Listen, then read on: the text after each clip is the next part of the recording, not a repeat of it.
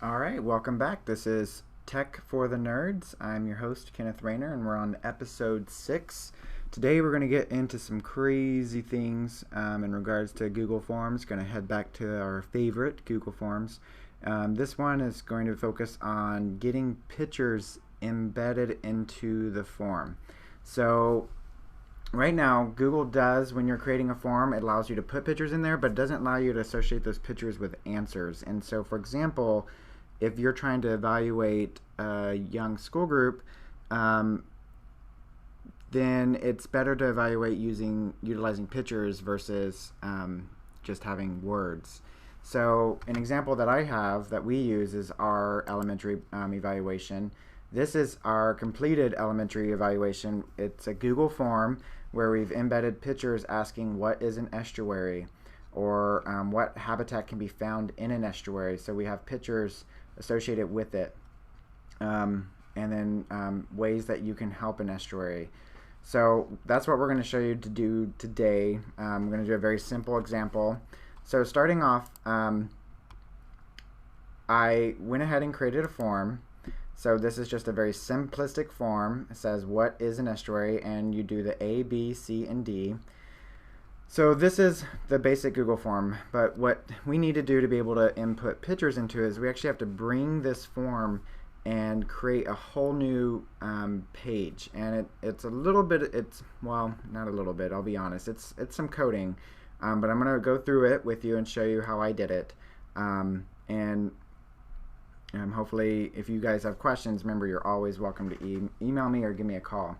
So what you want to do is we need to get the coding behind this image right here, behind this whole form. So we need the coding so that we can replicate it, so that we can manipulate the coding to be able to input images into it. And the way you get the coding is you either right mouse click, or there's other ways, but I like to right mouse click and go to view page source. So it's opened up this. So this is literally the entire coding behind that form. Okay, so this is all of it behind that form. And what we're going to do is a lot of this we'll just simply copy and paste it, which makes it really simple. So what you need to do though is you need to be able to have access to be able to edit your website, or be able to, you need to have access to be able to create a web page. So here's our website. What I've done is I've created a new file.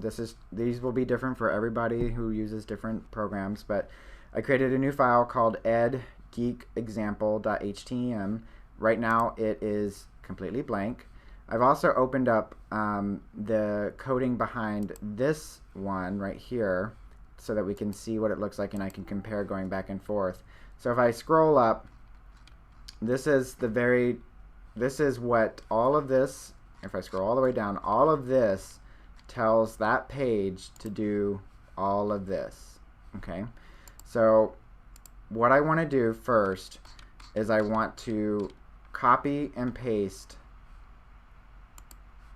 all of this and tell it to go to, I'm just going to copy and paste it into this one right there. Okay, so let me get back to here, and I'm just going to copy all and just paste it into here, my blank page. There we go. Go ahead and save changes. All right, so right now what we've done essentially is we just recreated that form. So right now if we were to open up this web address, which would be it would be gtm.org/edgeekexample.htm. If we were to open that up, it would look just like this. Right? Well, we don't want it to look just like that. We want it to have images in it and things like that. So what we're going to do is we have to find the images within our document. Or find the answers. Sorry, find the answers. So we need to find the answers within our document. So I'm just going to scroll through, and I'm really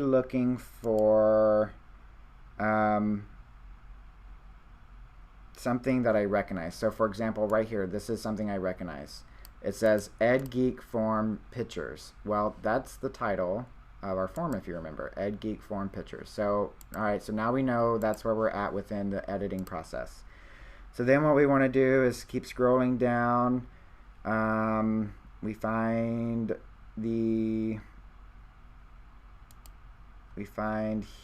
here.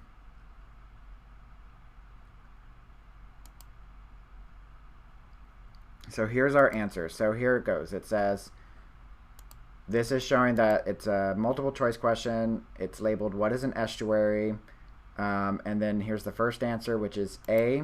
Here's this, and this is what shows. So this right here is literally that right there.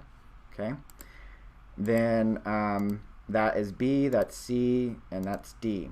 So what I like to do, since I already have this done, I'm just going to copy and paste some of the information I have from the previous my previous one. So if I scroll down and I find what is an estuary, so are you getting ready to go to GTM? What grade are you in? There is, what is an estuary? So I know I have images associated with this. So what I'd like to do is go through this and find where I need to put in a coding for image. So what you can use is you can use images that are online, or you need to have images put into your database. So if I scroll up, here are my images for my survey that I reference when I do my coding. These are the images that I reference. So if I go back here, then I look and find where's the image. So remember, this is answer A for the estuaries one I just showed you, the elementary one. So here's where it does the image. So you see it does A, and then here's the beginning of the image. And this is that 2AEE survey.jpg. If we go back here, so it's referencing this one, the 2AEE survey.jpg. All right, so what we'll do is I will just nicely copy and paste it in. So copy, and then I'll find the letter A right there and paste it in right there. Okay, and then I will do the same with B, C, and D. So I'll find the image to B. So essentially what this means is, what I've said is it's question 2B, Estuaries Explorers Survey. That's how I named my image. It's good to make sure that you're consistent with your naming so that your images aren't getting all crazy. So just right there. And then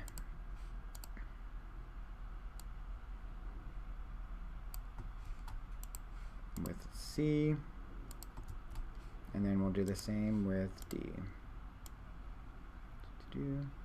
Now there's some other coding that's here to help make things function a little bit better, and that did take quite a while and function in the regarding format of how things are aligned and things like that. And what I would recommend doing is just doing Google searches on ways of doing that, of making it. So we're going to save changes.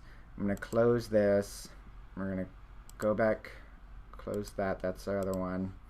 All right, and then we're going to see if it's available. I think I have to publish the website to see if it's available. So we'll do that. What did I call it? I called it so many names. edgeekexample.html. Let's see if it pulls it up. Yeah, so I have to actually publish the website for it to work. But essentially, once I published it, for it to be out there in the open, actually, I wonder if I can view it. Nope. Let's do HTML edit. So here this is showing, I haven't published it, so if I published it, it would be live, but here's what it looks like. So essentially what they can do is they will click on it and they'll push submit, and it will take them to, it'll submit their answer. So here's a good trick, easy way of inputting images into your Google Forms. Like I said, there's a lot of formatting things that you're going to want to look up.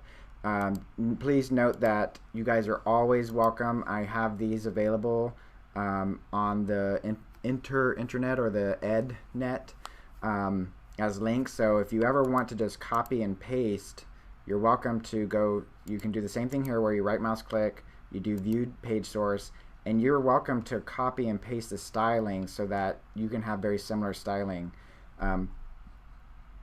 What you would do is just want to make sure that you change anything that's referencing the forms and things like that. So, but you're welcome to utilize this particular styling because the styling is not page specific. So if you were, if we were to put this into the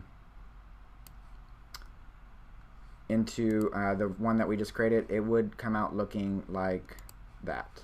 So anyway, so that's just a very quick way of putting images into a form, and the form still works as a Google form. So when somebody pushes submit, it goes into that spreadsheet that I've showed in previous podcasts, and you're able to analyze it. However, the form, you have to think about the form is not, so the example would be, so this form right here, the one I'm showing you, is the exact same as,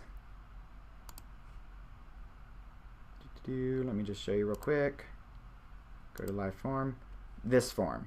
So these are the exact same form. The only difference is that this one is hosted on the Google website and you can't, there's no images associated with it, and this one is what is on our website, and we do associate images with it. And what we do is we send this one to teachers and to students, and then when we input data, we use this one to input data just because, like, let's say we have people fill out paper forms. We use this one to go through, sit down at our desk, and go through and answer the questions and push submit. So like I said, guys, if y'all have any questions, please feel free to give me a call or email me. But that's it for this episode, and please stay tuned for more. Thanks.